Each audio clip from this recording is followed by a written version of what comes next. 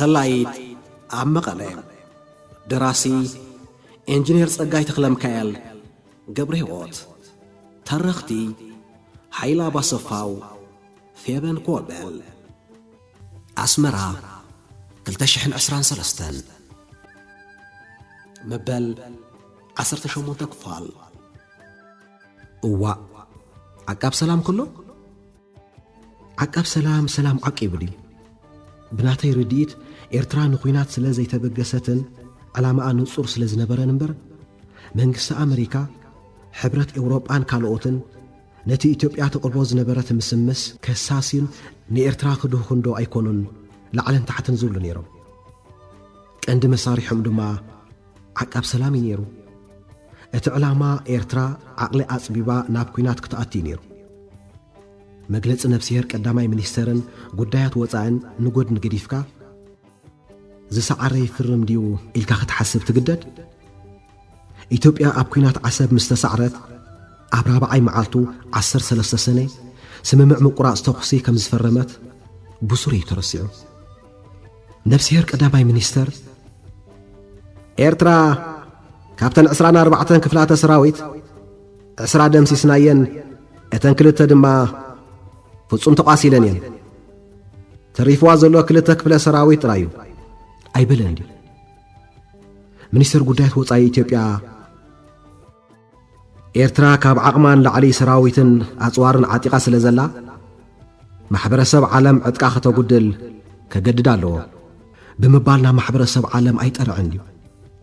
ንምንታይ ሓይልን ብቕዓትን ኤርትራ ኣብ ቦትኡ ስለ ዝነበረ ዶ ኣይኮነን?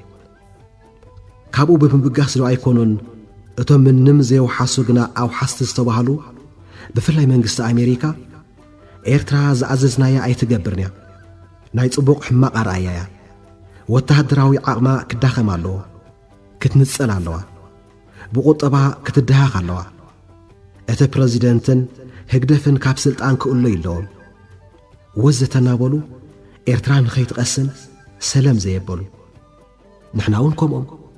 ስለዚ ዓቃብ ሰላም ደኣ እንታይ ሰላም ዓቂቡ ኣዋቂዑ እምበር ኣፍሪቃዊት ኣሜሪካዊት ጸሓፊት ጉዳያት ወፃኢ ኣሜሪካ ቁሩብ ሳምንታት ካብ ስልጣን ቅድሚ ምውራዳ ኣብ 2008 ኣብዚ ዞባ ዓብዪ ጸገም ኮይንና ዘሎ ኤርትራ ኣብ ዝኸድናዮ ሃገር ወይ ቅድሜና ወይ ድሕሬና ኣብኡላ ንኣብነት ማእከላይ ኣፍሪቃ ንሕና ብኦም ብመንግስቲ ኤርትራ ጌርና ክንሰርሕ ንደሊ ኢና።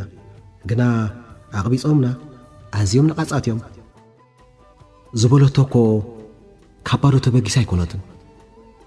ኣብ ተመሳሳሊ እዋን እታ ኮርዳድ ሓፂር ጸጉር ርእሳ ከደረይቲ ረጓድ ኣፍሪቃዊት ኣሜሪካዊት ሓጋጋዚት ጸሓፊት ኣብ ጉዳያት ቀርኒ ኣፍሪቃ ንሕና ንመንግስቲ ኤርትራ ብቁጠባ ክንሓነቕ ዘይገበርናዮን ኣብ ዘይኣተናዮን ጐዳጉዲ የለን፣ ቤት ጽሕፈቶም ከይተረፈ ፈትሽና፣ ግና እታ መፈልፈሊት ገንዘቦም ክንረኽባ ይከኣልናን፣ እዞም ሰባት እዚኦም ኣዝዮም ረቀቕት እዮም ብምባል ዝሃበቶ ምስክርነት እኳ ንጽንዓትን ተወፋይነትን ህዝብን መንግስትን ኤርትራ ይዝገለጽ። ስለዚ ዓቃብ ሰላም ደኣ እንታይ ሰላም ዓቂቡ ኤርትራ እምበር ባሓይላ ንኸምስል ኢለ ኣይኮንኩን ህልዊ ኩነታት ኢትዮጵያን ሕወሓትን ዝምስክሮ ሓቂ ስለ ዝኾነ እምበር። ስለዚ ተጻብኦ መንግስቲ ኣሜሪካ ካብዚ ንላዕሊ ክግለጽ ኣይክእልን እዩ። ቀንዲ መሳርሒ ናይዚ ተጻብኦታት ድማ ዘይትኩስ ግና ብረት ተሓንጊጦ ዝሕሉ ኣብ ዝኸደ ኸይዱ ከማንበጣ ዝረኸቦ ዝሕይኽ ዓቃብ ሰላም እዩ ነይሩ። እዚ ተልእኽኡ ካብ ምንዋሕ ንላዕሊ ክሓስብ ዘይክእልን ስቅያት ኣሕዛብ ዘይስወጦን ዓቃብ ሰላም እዙ ብዘይካ ኤርትራ ካብ ሃገራት ዝሰጎጎት ሃገር የላን። ምኽንያቱ እተን ሃገራት ሃገራዊ መንግስቲ የብለንን ተለኣኣኽ እምበር ስግኣት ኢትዮጵያ እምበኣር ካብቲ ኤርትራ ዘለዋ ሓይልን ጽኑዕ መርገጽን ዝብገስ እዩ።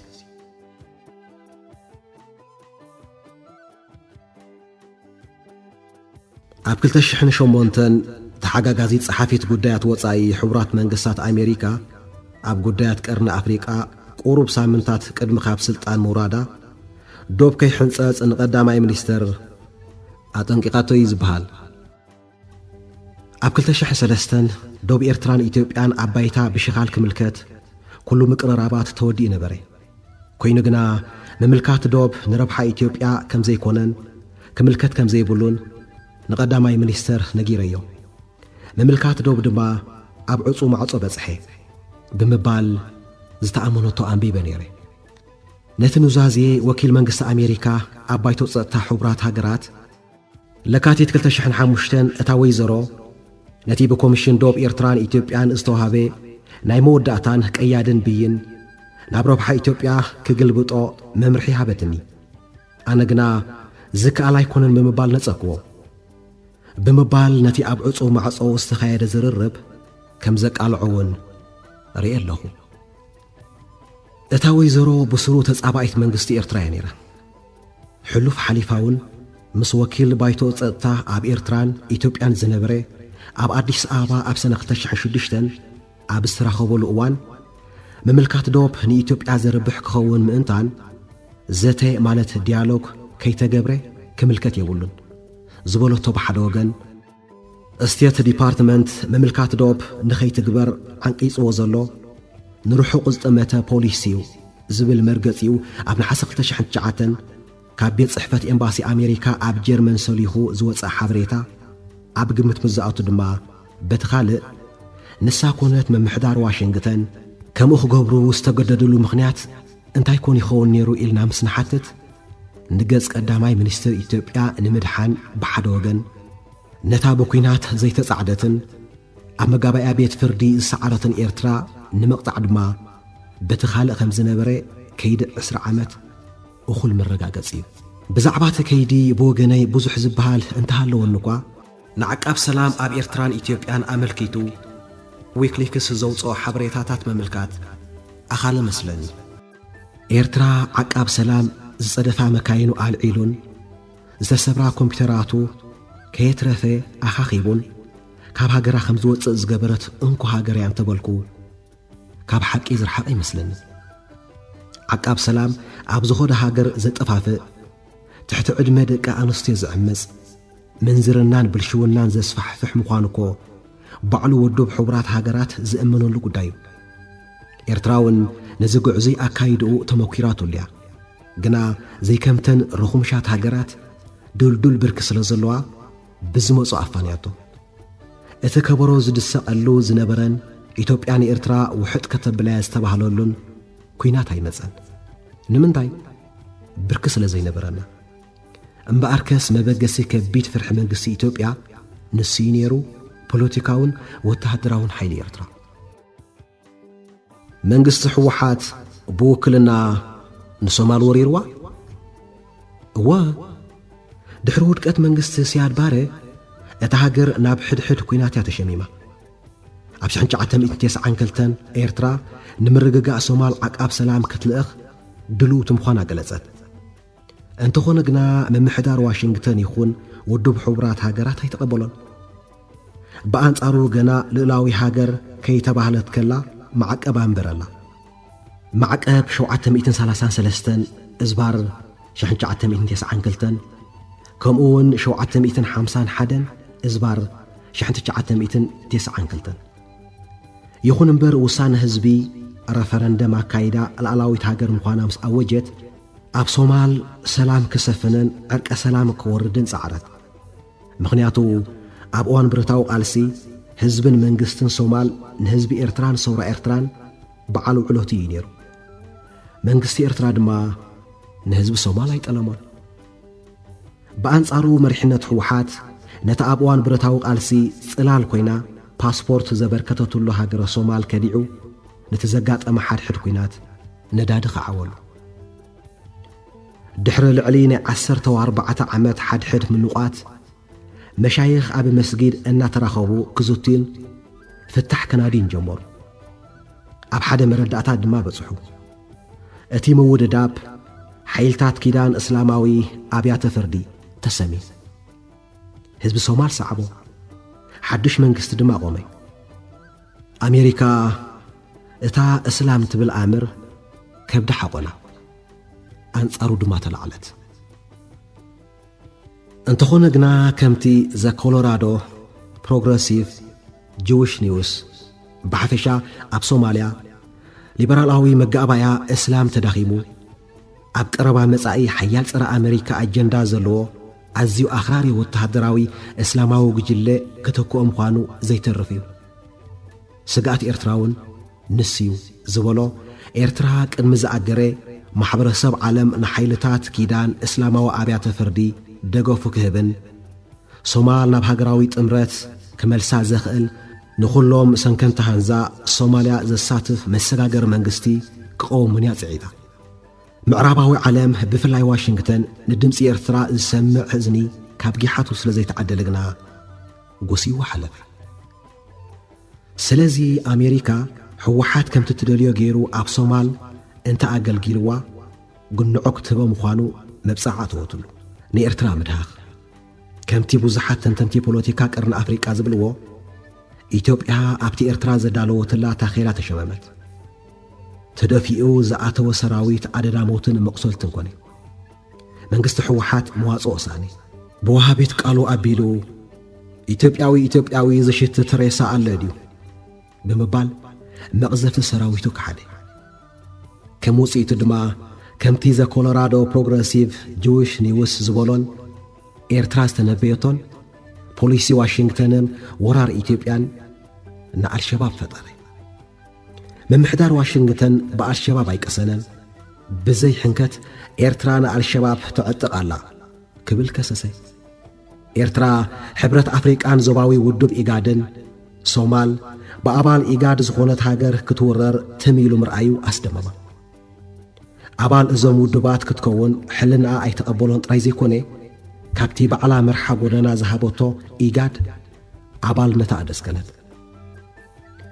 ኩነታት ቀርኒ ኣፍሪቃ ኣብ ከምዚ ህሞት ከሎ እምበኣር ኮሚሽን ዶብ ኤርትራን ኢትዮጵያን ስርሐይ ወዲኤ ኢሉ ፋይል ዝዓፀወ።